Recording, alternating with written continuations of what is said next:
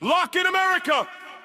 It's time for Straight Talk! This is the Wayne Dupree Podcast, hosted by Wayne Dupree, with co-host Jason Robertson, delivering powerful opinions, arcade debates on politics, entertainment, and the hottest stories. No spin, just honest takes and real conversation!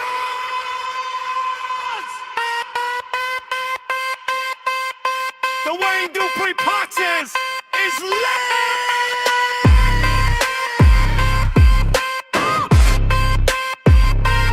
Let's get into it right now.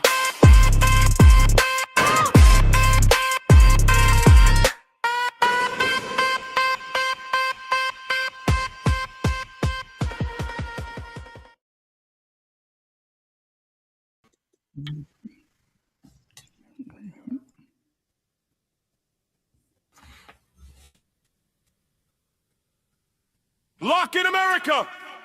It's time for... Okay, there we go. Welcome to the show, ladies and gentlemen, the Dupree Report. It is August 5th, 2026. Happy to be here. Right now, it is 12:01 p.m. Eastern Standard Time, and we are alive once again. I've been up since about 3:30, 4 o'clock. I don't know why. I can't sleep anymore. I just can't sleep anymore. But early bird gets the worm, my friend. Early bird didn't say that. So we're gonna jump right into it today. We broadcast Monday, Tuesday, and Wednesday from 12 to 1, time permitting. And we broadcast on most of the. No, we're not. We're broadcasting on a few of the platforms that we use Rumble to do that.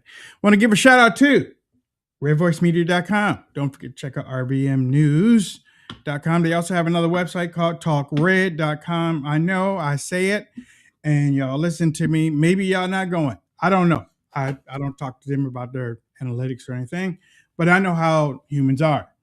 They listen and blah. I'm asking each one of you to check it out. Just, check them out. Talkred.com. Again, Jason, you supposed to be sending me that email with that Minnesota thing. Did you send it to me? I sent it to you the day you asked for it. I need to check. I can't find it. It might be in the spam folder. Yeah, let me check that. Mr. Jason Robinson from Minnesota. What's up, Jason? Hey, folks. Happy Wednesday. Happy Hump Day. Welcome to the Dupree Report. I got to say, I had a different experience. I got to get up at 4:30, and I was so excited because tomorrow I get the grandbaby, and I had this list rattling around in my head. I got to get this done and this and this done, and this work stuff done and this work stuff done, because tomorrow I need to get buttoned up in the first couple hours of the morning so I can spend the day with the grandbaby. So I also was up way too early, a little slap happy. Good thing I got my split rock coffee. I need a lot of caffeine today, but it's been a productive day, and we're so excited to hang out with you guys for an hour. And for those, Paul Reese. Paul Reese has a split rock coffee, right? SplitRockCoffee.com, promo code Wayne. I mean, you can just go to Split Rock Coffee. For those that enjoy coffee, support a veteran, and check out what Paul and his group organization has over there on SplitRockCoffee.com. Lately, and Paul kind of hit me. But he kind of scoffed at this online, but I have jumped into mushroom coffee. So I've been drinking mushroom coffee. What is mushroom coffee? It's a whole lot of health things. I'll say this. It has a suppression. It definitely has a suppression. But is it like coffee made instead of coffee beans? It's mushrooms? Mushrooms. Wow. Yeah. And when I'm and they also make hot chocolate. Let me tell you something, y'all. I ran into this thing. It's our Friday, yo. I ran into their hot cocoa. I decided, Jason, I'm gonna drink 2 cups of this thing, and because it's only hot chocolate, it's supposed to be good for you because it's mushroom related and stuff. I drink hot chocolate. Jason, in 30 minutes, I was asleep. Oh, nice. And the next day, I was like, what the hell? I was like, wait a minute, what was that? I mean, actually, that night, because I drank it around 5 in the afternoon. By 7 o'clock, I was asleep. And then I go to sleep at 9:30. So somehow I woke up at 9:30 and was like, oh, I got to take my blood pressure. Why did I get so sleepy? So maybe a couple nights after that, I was like, that hot chocolate was good. Let me try it again. Dude, I was out another 30 minutes right after that. It didn't hit me to look on the thing to see that they had melatonin.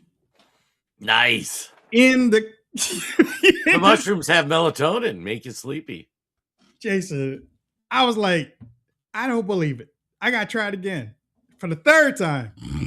Yep, it works. It works. My daughter tried it for the first time a couple of days ago, and out like a light. So the Dupree family all gets hopped up on mushrooms and falls asleep on the couch. Mushroom coffee. Yeah. Yeah. But no, I mean, yeah. We do have coffee drinkers out there. Split Rock Coffee has a great product. Make sure that you check them out too. Ladies and gentlemen, Jason has probably been watching this a whole lot more than me. Jason, tell us what happened in Michigan, because I got some stuff to say, but I really don't know that much about it. All I know is that this dude won, and I just saw Bernie Sanders holding up his arm, so it looks like. Go ahead, and then go ahead. Go. Who is this dude? Who is it? Hang on one sec. Let me pull up his name so I can pronounce it right. Abdul Saeed. Abdul al-Saeed. All right, Wayne, I'm going to go conspiracy theory hat. Just because NewsGuard's going to be watching. They're going to fact check us. And it was somebody in the chat. I can't pull up the chat on the screen. I forget who it was. Somebody was talking about the Red-Green Alliance. Oh, Cheville 17 in Michigan. So we've had the squad, which are Democrats, socialists, crazy people. They believe in all the things. We need to prevent climate change. We need to abolish the Senate. The DSA's come out with their platform, Medicare for all, increase the minimum wage to ridiculous levels, tax the billionaires and millionaires, all the things. And we've been warning on this podcast about the infiltration of the Chinese Communist Party. For those who are longtime listeners, we did deep dives with the new federal state of China. We've also been talking about the Islamic takeover in America and how awful that is. And we have a lot of people that listen to Hutch's show. He used to be a co-host on here, where Hutch deep dives into a lot of those topics. And then you're seeing this birth of the red-green coalition. And what it means is the red is the communists and the green are the Islamists coming in to take over America, in my opinion. Now, it'll be interesting once they get power, if they get power, how that shakes out, because the communists don't want any religion, but they have a lot of overlap. So you have Muhammad Asaid. I'm going to butcher his name. He kind of came out of the Muslim communities in Michigan. He became a Senate candidate. He's worked as a state senator, I believe. And the Democrat Party quietly spent like the most money ever in a primary to stop this guy. Because I think your establishment Democrats can understand how dangerous the red green coalition excuse me is to the Democrat Party, because Nancy Pelosi's not a communist. I don't believe Nancy Pelosi's evil and awful in a lot of things, but I don't think she is a communist. I don't think that Chuck Schumer's a communist. I think he's evil, awful, all those things. I think they side with the Islamists and the communists because they need them to vote, because their ideas are just unpopular. So they just need to keep bringing in these people. The crazy has now starting to take over the Democrat Party. You've never seen such a radical candidate like this guy. I mean, just take AOC squad and take their policy platforms. That's this guy in the Senate. So far, they haven't ever had anybody. Like, they'll win some House seats every now and then, which House seats are a little easier to acquire. And this Haley Stevens they nominated, who also worked in the state government, she was insane. Like, she was crazy. You know, Todd and I played some clips on our Friday show. Like, she's straight out of Chris Farleyville. I sent that one to Wayne, and it's like, if you watch that, this lady was nuts. But I'll have to see the final numbers. When I looked the other day, they had spent $80 million on the primary, and like $14 million. APAC. Yeah, like $14 million. That's Israel. The was spent by the communist Islamic side, and then it was like 70 million spent on the other side, largely funded by AIPAC and Jewish leaning folks. So it's a crazy thing. But he won, and I haven't seen the final total. When last I saw, he had a 16,000 vote lead, but there was still 60,000 votes to count. So I was speculating, like, what if something weird happens? Because, you know, mail-in ballots and all that stuff. But which is cheating. What's that? Which is cheating. Oh, yeah. I'm just saying, like the establishment Democrats, like, I don't put it past them to suddenly find a truckload of ballots. Like, we've seen this before. But we are going to have in the U.S. Senate he'll call himself a Democrat socialist. Read his platform. It's communism. It is owning the means of production.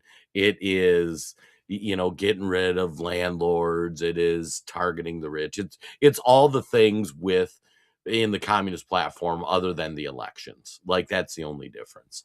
And in my opinion, NewsGuard. So yeah, you are going to see, and the guys running for him, you had Bernie Sanders, and we've covered on this show, and our audience probably knows Bernie, devout communist. He got married in Russia. He honeymooned over there. Mm-hmm. And you had Hassan Piker, which, for those who don't know, he's a very influential left-wing streamer, and he is a straight up communist as well.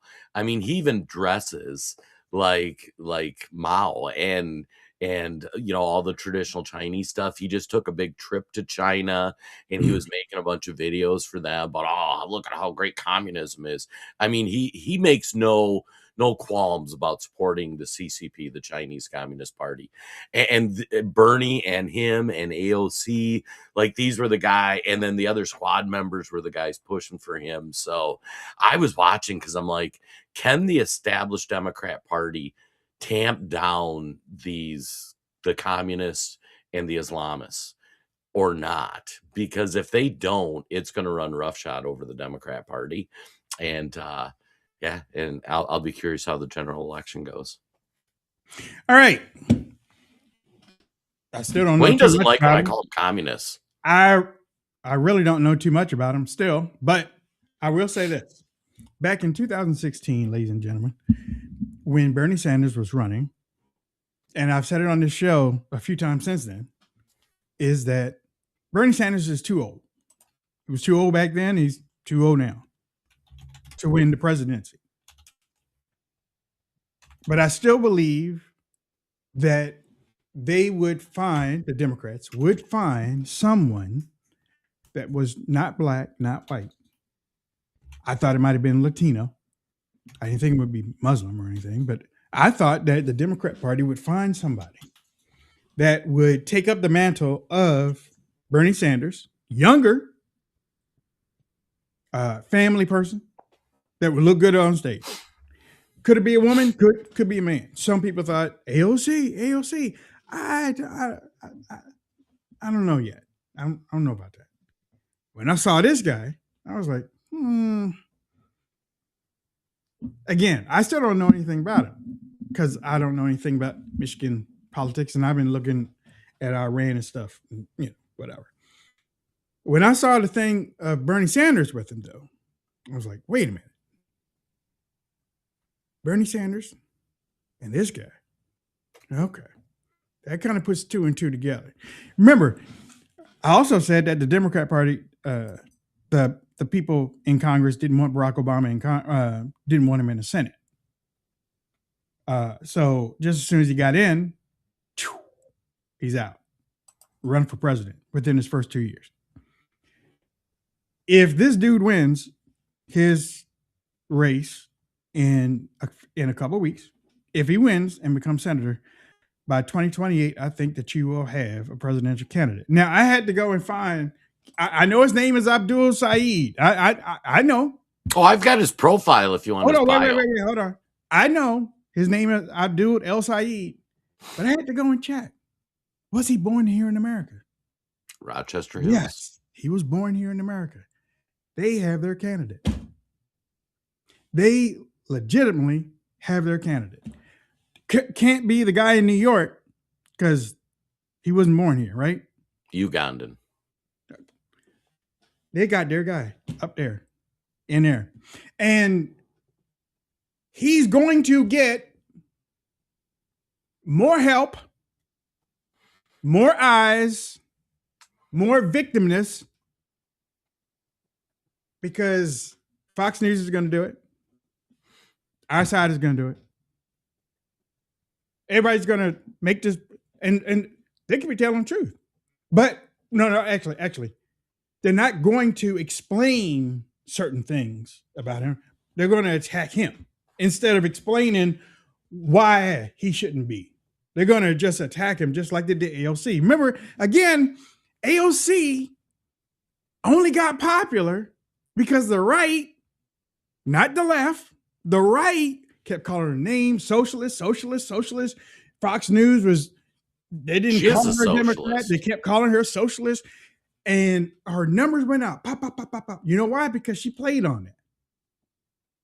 CNN didn't have her on. MSNBC didn't have her on. Nancy Pelosi didn't do anything for that squad at the beginning. Only when they became victims. And that's what the Democrat Party does. They go to the victim side. They're going to jump on this guy. They might not be for him now, but sooner or later, between now and November, they got to jump on his side. They got to. They're not going to leave him hanging, because then he's going to attack them and say, "See, they don't want us. I've already beat AIPAC. $80 million AIPAC. That's a story in itself, because AIPAC did win last night when AIPAC beat Cori Bush. Cori Bush got trounced, got blew. If we were in a battleship, if we were in the water, she got blown out of the water. AIPAC money went in there and put that boy Bell in there. Again, I don't know anything about Bell. All I know is that she is against AIPAC. And she kept talking about him and saying all this stuff and everything. Next thing you know, I think he got 60% of the vote and she got 20. She got blown out. Plus, she got in trouble for crooked stuff too. That could have been a thing. But AIPAC put money in that. $80 million, and AIPAC didn't beat this guy. All he has to do is just go out there and say, I'm really outside. And Democrats build monsters all the time. Guess what? Y'all let Bernie Sanders in, didn't you? Y'all did this. Y'all did it.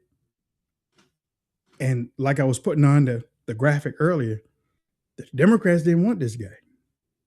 That's why they put up this other girl. She didn't do it. Yeah, she looked loony. And she couldn't do it. The Republicans talked about her. MAGA talked about her. That didn't do nothing. AIPAC outspent him and his whole generation. That didn't do nothing. Oh, I don't know if that was my computer or Wayne's. I'm going to say it was Wayne's. So I'll give a little bit of a bio of Albu Rahman Mohammed El Said. He was born in October 31st, 1984. So Halloween Day in Rochester Hills, Michigan. For those who don't know, that's a really nice suburb of Detroit, kind of a little north. His parents are Egyptian immigrants. He is a practicing Muslim. He earned his BS from the University of Michigan, and he got a Rhodes Scholarship from Oxford and a MD from Columbia. He was a public health epidemiologist, and he served as the executive director of the Detroit Health Department from 2015 to 2017.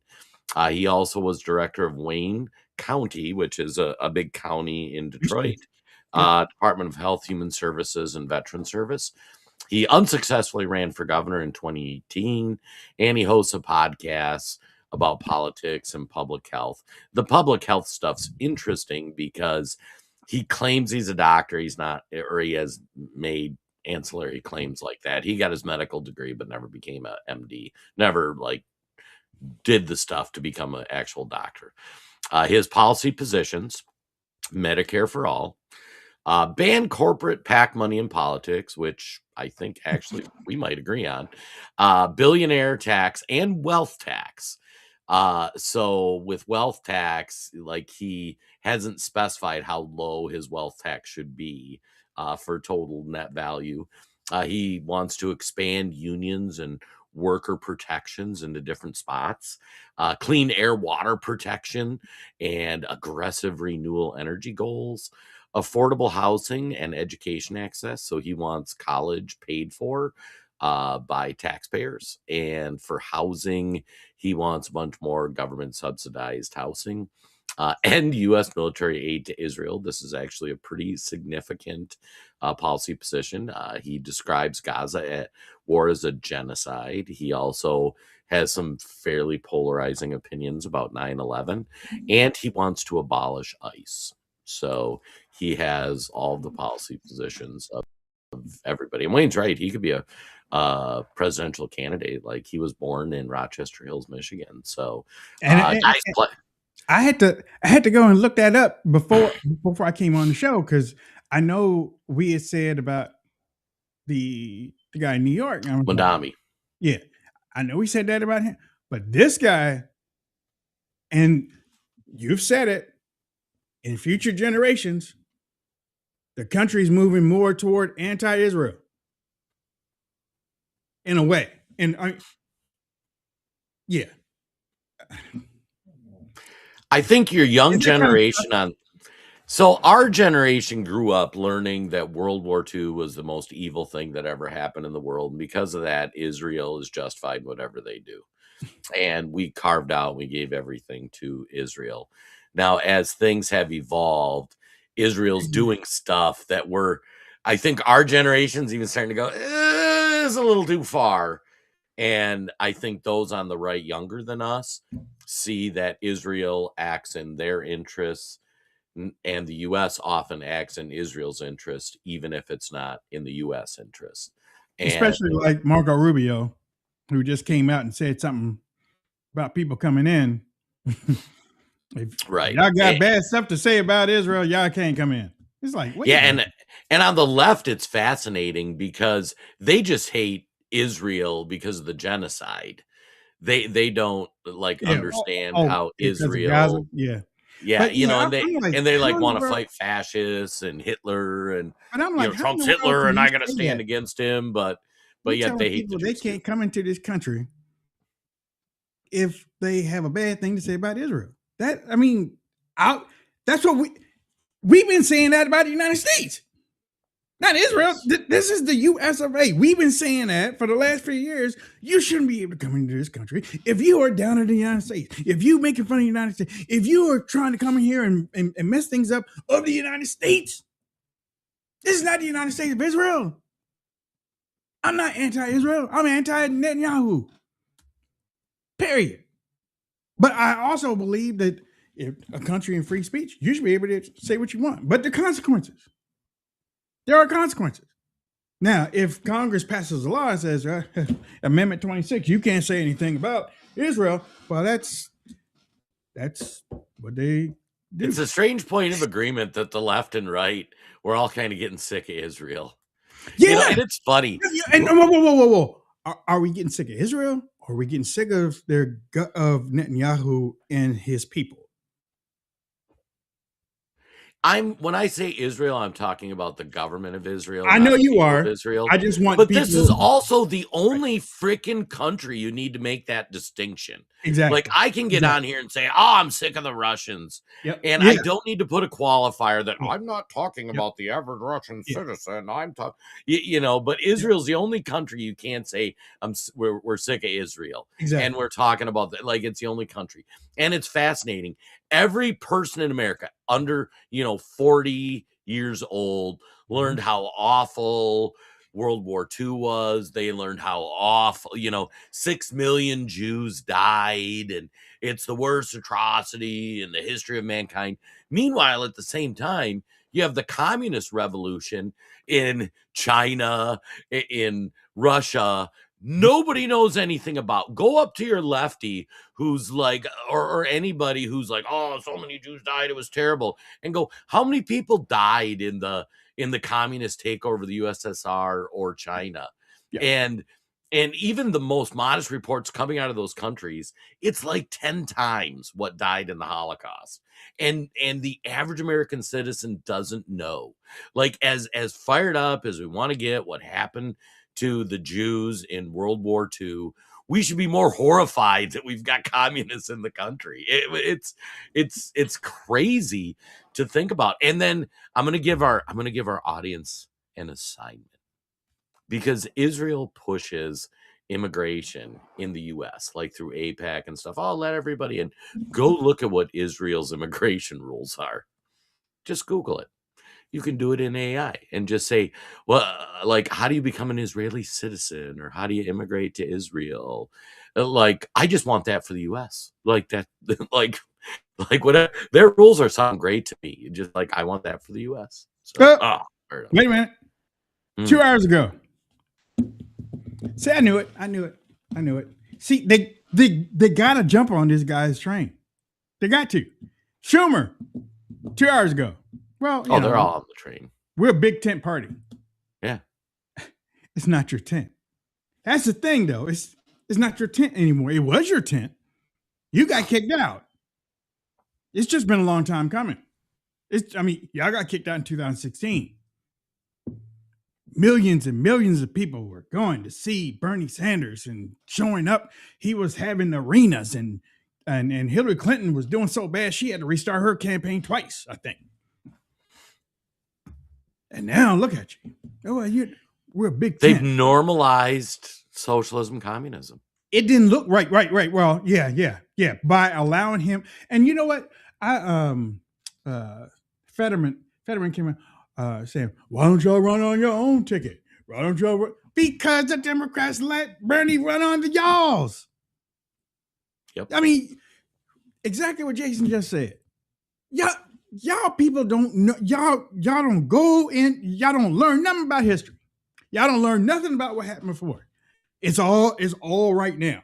And if it's all right now, y'all don't know how to combat it. Y'all don't know how to take care of it. Y'all don't know how to work it. Y'all don't know how to fix it, because y'all don't go back there and look, because it takes you too long to read Mongol Moon, or it takes you too long to go and research. Nobody wants to research anymore. You know, all this stuff was there. We watched it. Just as soon was AOC in Congress when Bernie got elected. Yes, I think so. I mean, you mean when he ran? yeah. I'd have to look what year. It was around the same time. Or was that when she got in? I'd have to look it up. She might have been, look that up for me. She might have been part of that way. They would have the Young Justice, Socialist Justice Socialist. Justice Democrats, I think, Justice was her Democrats, first name. yeah, and she was actually elected 2018. So I'll continue. They came in after Bernie did that. This thing has been fermenting since 2016. And we've been watching it. We've been trying to call it out. The people in the mainstream media think it's a joke. You know, to the point where you got a Muslim, a Somali Muslim from Minnesota who's walking around Congress, on the streets and the stairs of Congress with security. Because she claims that she got letters, threatening letters and stuff. Oh, but she's using Capitol Police when her husband is already doing like a couple $1 million a week. She can have her own security, but she has Capitol Police walking around downstairs, upstairs, to get her vote and stuff like that. How do you think she got there? Because it's this victim thing. I don't know if it's a class. Is it a class? Is it a class that they created for? Well, Ilhan got in people? because of all the Somalis. No.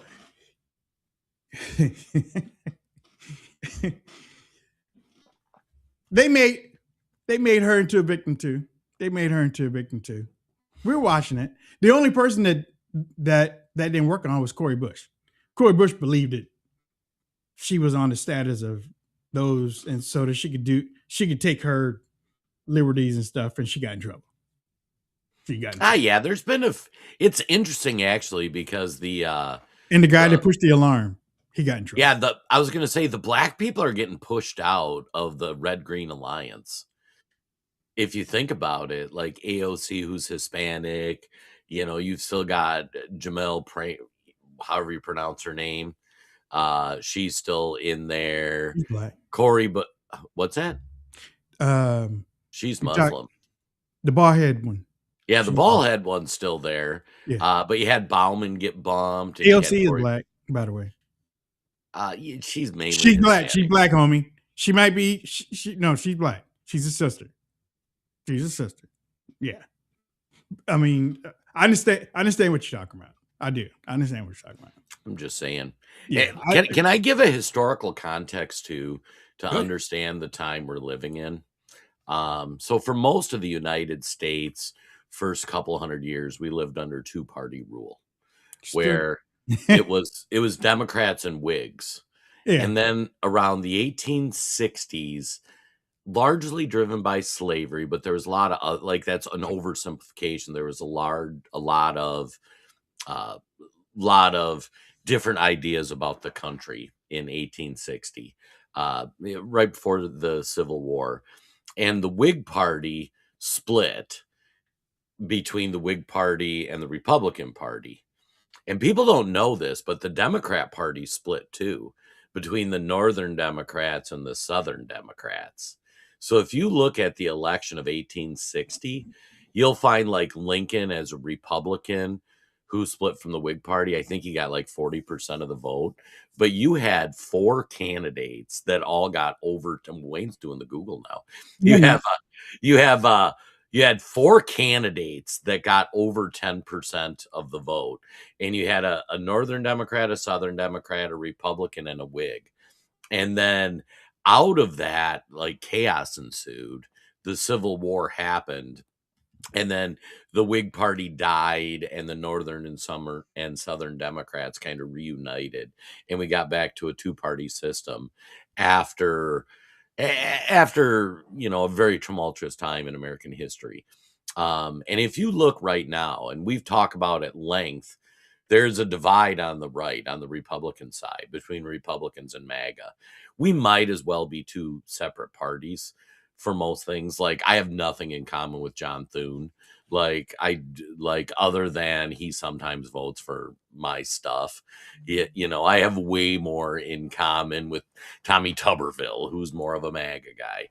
But there's a split on the right. Well, the left, you have the same thing, where you have your establishment corporate Democrats, your Nancy Pelosi's, Chuck Schumer's, and then you have your radicals, your Democrat socialists, DSAs of America, communists, whatever you want to call them. And there is a split on the left now that started with Bernie, and they're facing their MAGA moment where half your party believes very different things than the other half, or whatever the percentages are. And Democrats do a better job of circling the wagons and being like, oh yeah, we're a big party. Like, yeah, let's all have public housing for everybody. But they're going through it just like we are on the right. And we talk a lot about it on the right, how the establishment Republicans are trying to undermine the America First MAGA movement and whatnot. But the left, like, it started with Bernie, and it's just kept growing and growing and growing. And probably in 2028, you're going to see you're going to see the MAGA Republican schism opening up on the left. Wayne's looking deep. I thought, I'm sorry. No. Yeah, no, I found your email and I sent it off to Miranda, and because I got something from Miranda saying, you going to respond? So I just sent that off to her. Yeah, I don't know if you read it. I thought it was a pretty solid breakdown. Yeah. I mean, I see it now. And guess what? Where was it? It was in junk. Yeah, spam folder. You haven't favorited that email address. Who knows what else I emailed you? I could have sent you an email. I got you at I Love My Freedom, but I guess. Oh, geez, that was like 5 years ago, dude. I know. I got it. I fixed it. I VIP'd you now. That's a long response there, Chief. All right. I said, here you go. This should take care of it. Okay. Yeah. I mean, there was one guy that got beat that didn't even have an appointment last night. Oh, it's all getting so wild right now. I forgot. I don't even know this guy. All I know is that I saw this dude got beat. Yep. He got beat. It wasn't close. Guy had pulled out, I'm like, God, oh. They need to talk about changing the rules. That should never happen unless somebody dies, like a week before the election or something. But if somebody's not going to run, their name shouldn't be on the ballot. You can take it off. If you ain't got nobody put up there. Who is that guy Trump endorsed with the Muslim sounding name that lost to the guy that dropped out a month ago? Yeah. I saw that. I was like, that looks bad. That looks bad.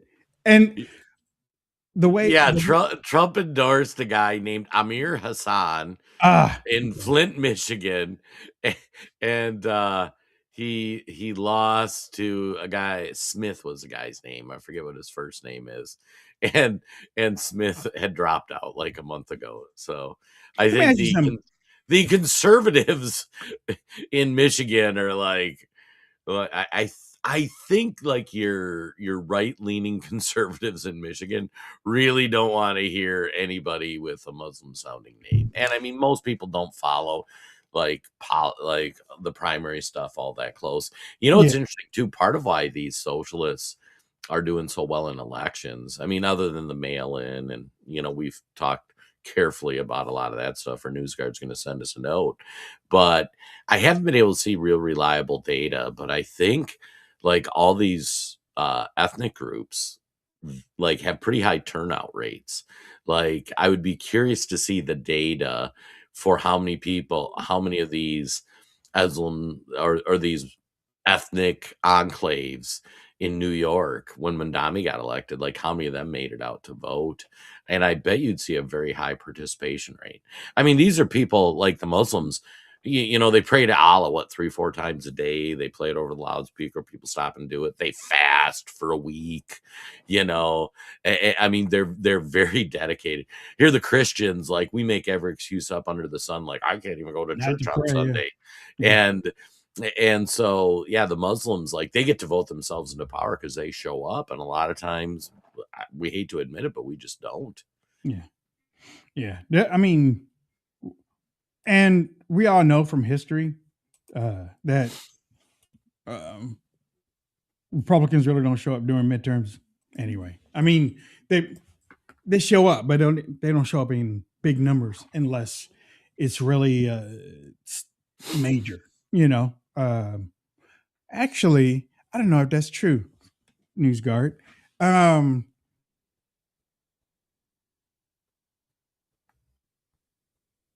If Dems are in control,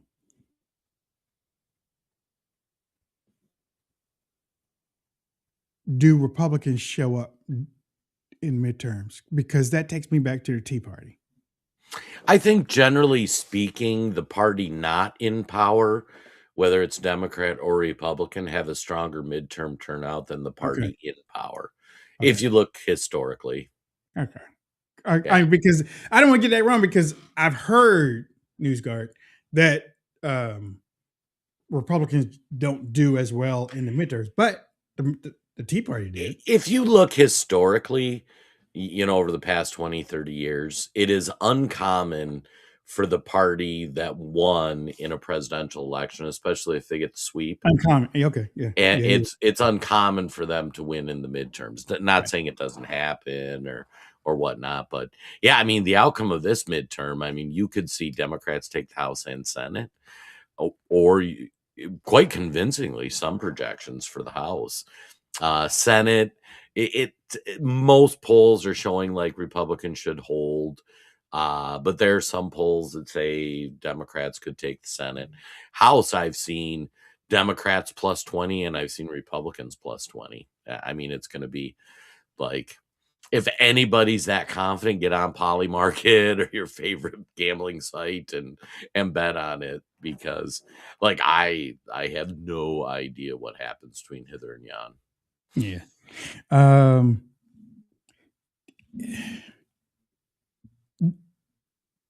Something that many of us aren't used to. We see it, we don't like it, but we've been exposed to it through Democrat candidates in the past, that Democrat candidates won't debate. Incumbents will not debate. And we say it's not fair. They shouldn't be able to do that, especially out there in California. I think one election cycle, no incumbent House Democrat debated a Republican challenger. Should Mike Rogers in Detroit or in Michigan debate this Al Said guy?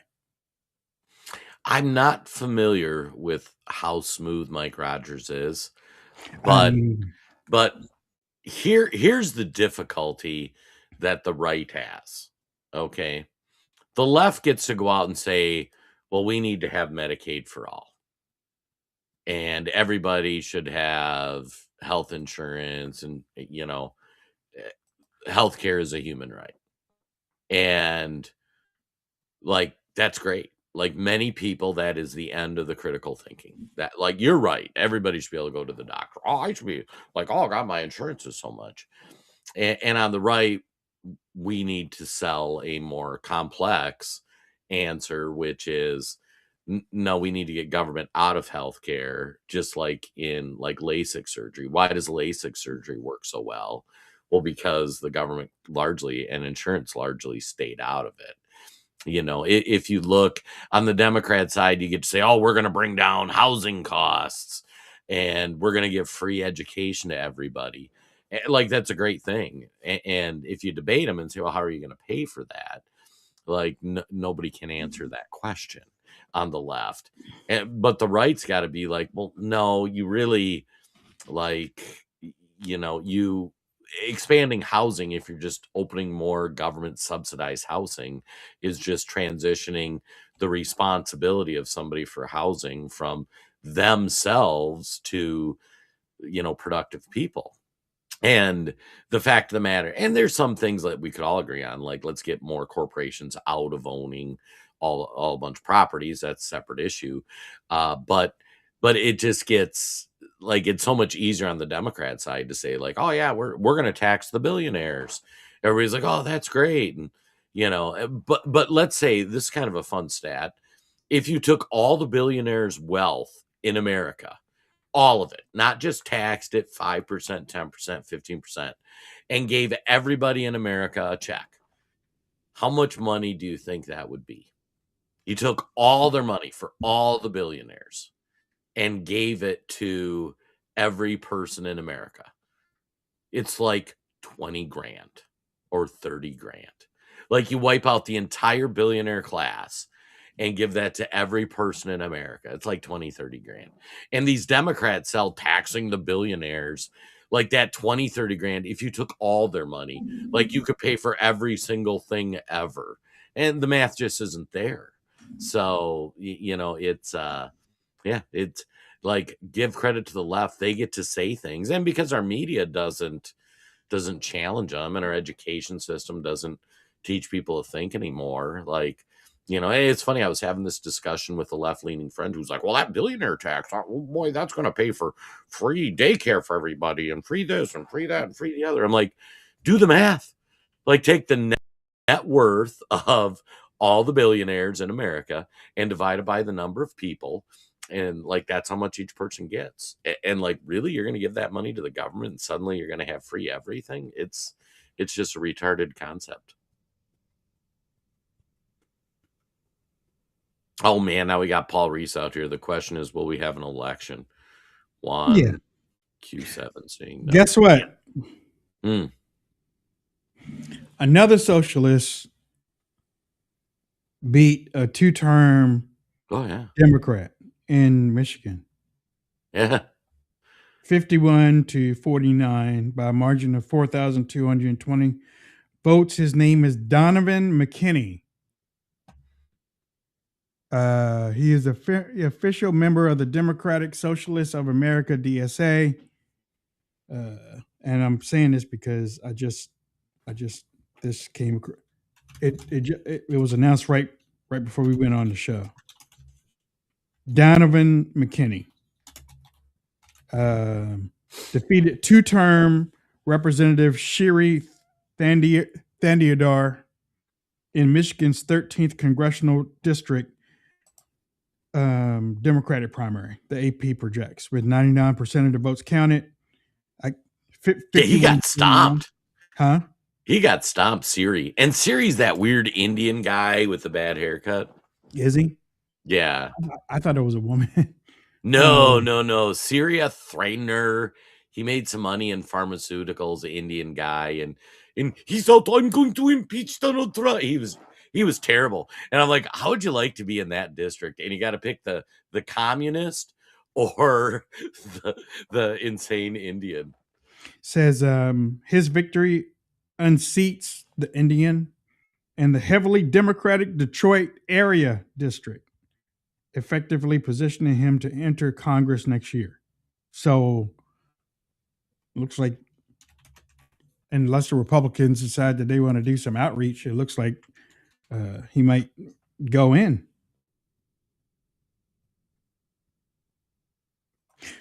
As I said before, now you mentioned something too, and so I just want to.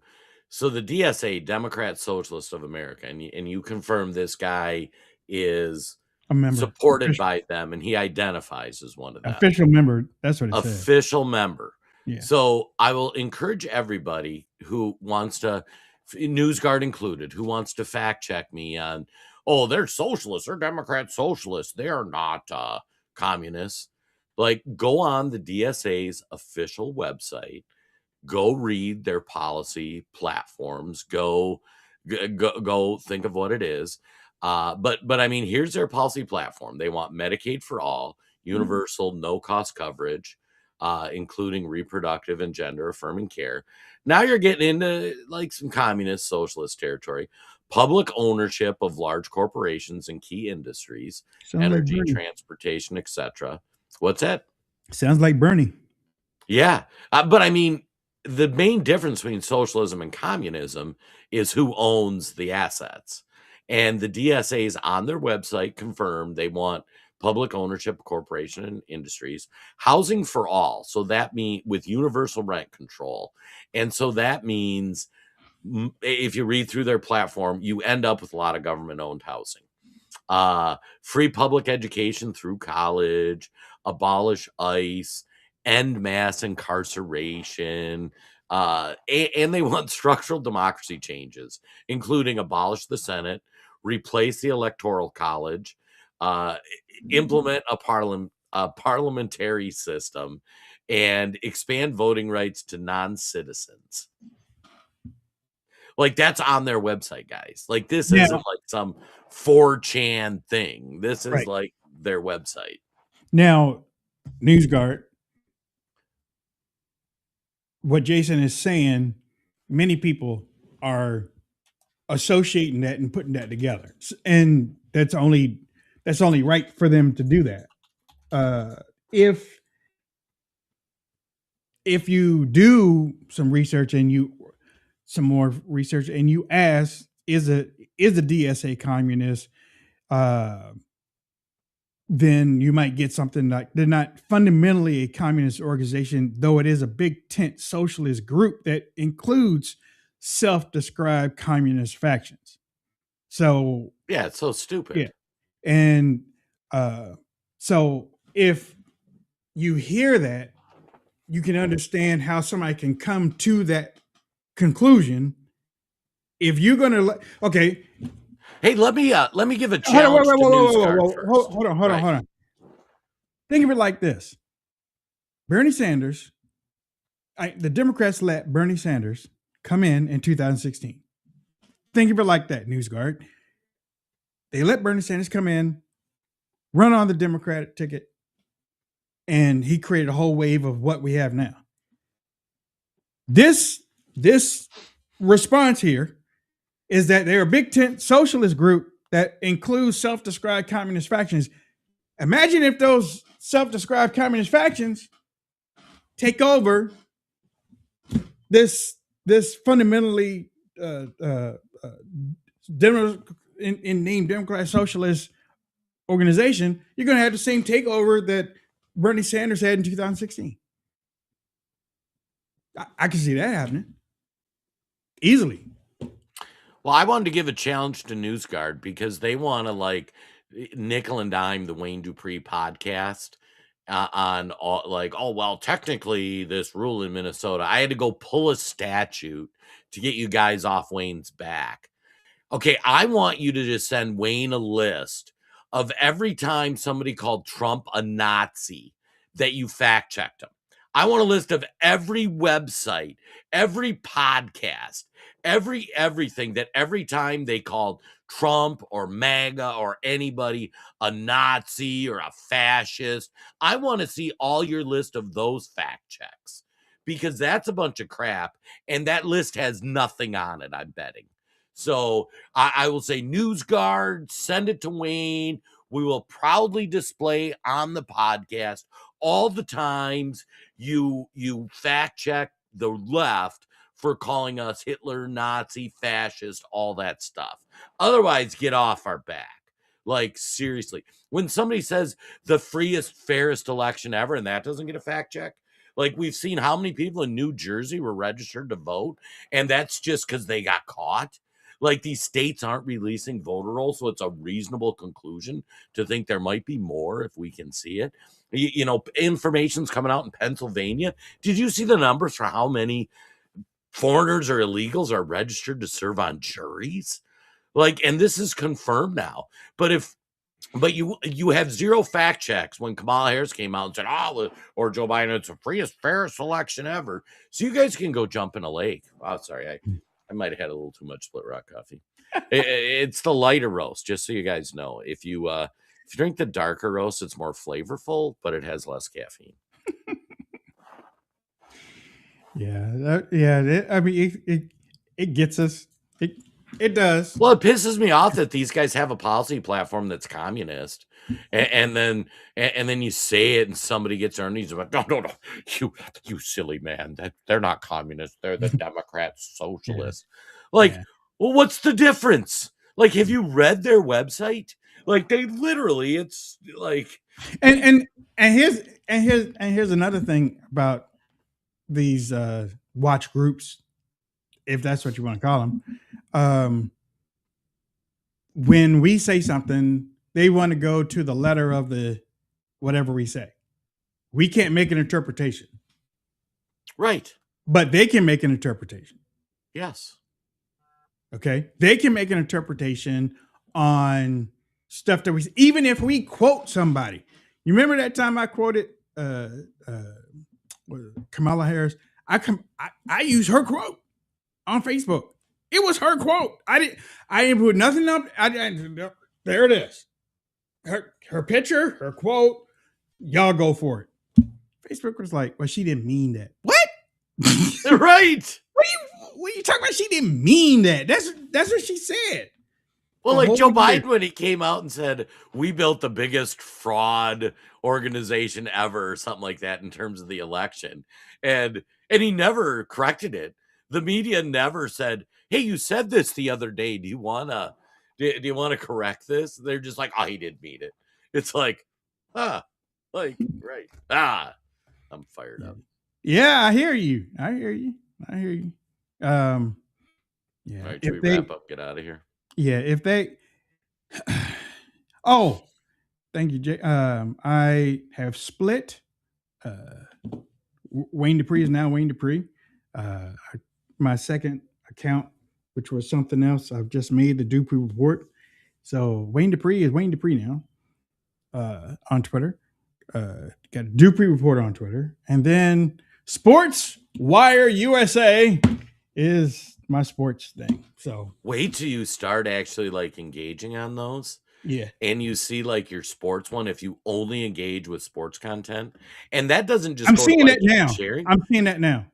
Yeah, if you only like read sports stuff, even like time on screen, you will live in a completely different. I can't wait till the report back on Monday. You're going to be like, this is crazy. It's a different world. Yep, exactly. Yeah, and I mean, again, all I did was follow a couple of the sports thing and the whole freaking timeline.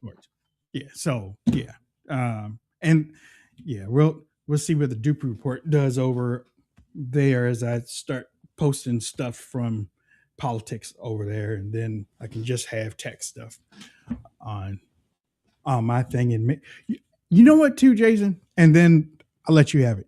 I noticed that if I don't know if this has anything to do with the bot situation or whatnot, because have people responded to you and then you see that spam thing and they're not really spam, but okay. I don't know why that is, but now they reply a lot on Twitter. So is that what it is? Yeah. Okay. Sometimes. So I have changed it to who can reply to certain posts. And those posts seem to get a little bit more views. I'm still looking at it. I'm still watching it, but I'm looking at some of these post texts that I'm doing, and it's like maybe 3,000 or 4,000 or 5,000. I'm like, whoa, wow. You want as many people to be able to reply as possible. You want that, but it seems like mine don't do that. So, it's weird. I'm still watching it. All right, Jason, last thoughts. Go. Last thoughts. All right. First of all, folks, thank you so much, everybody, for tuning in. And I didn't call it out earlier, but Terry Bauman, I think, spent all week on the YouTube. So, Terry took the time to travel from Facebook over to YouTube. All Thanks, our Terry. audience, Rumble chat, all that stuff. Super awesome. We love you guys. So that's super cool. Second thing, for those who watch Todd and I hang out on Fridays, I think Russell's going to be back on Friday with me. And we're going to go into the WNBA stuff. Like, I think it's going to be a little funnier show. I don't know if we can do it on Facebook or if we got to do Rumble only, but there's some hysterical things happening in the WNBA that we're going to talk about. And then final thought, like, I hope everybody has a great weekend. Tomorrow I get to spend the day with my grandbaby before I take my wife to get a tooth pulled. She had a cracked tooth, really painful. But yeah, so pray for Jen tomorrow. And I hope everybody has as much fun tomorrow as I'm going to with my grandbaby. But we'll see everybody here next Monday. Some of you will see Friday. Ladies and gentlemen, it has been a major pleasure. It's supposed to be raining for the next couple of days, I think. But I am going to, I don't know whether it's a show or what. But by the time the show is over, my shoulders are killing me. But have a great weekend. Today, the Straight Heart Moose is supposed to be open. Supposed to be. Just wait on your sports one. You won't even know there's war in Iran, Wayne. It'll be for you. I'm telling you. You won't even know. That, you know what? I welcome that. I welcome that. I do. I was like, you won't get a single Trump post. You won't get a single anything. You'll get you might get some of the Clay Travis stuff, which is really funny. But yeah, no, you'll love it. On Outkick, right? Oh, dude, did you see his WNBA stuff? Yeah, I saw it. Oh, come on. Tell me that's not the greatest. I saw it. I was like, high school boys team, huh? Okay. Oh, yeah. He's not wrong. Yeah, but I don't know if he has $11 million, Jason.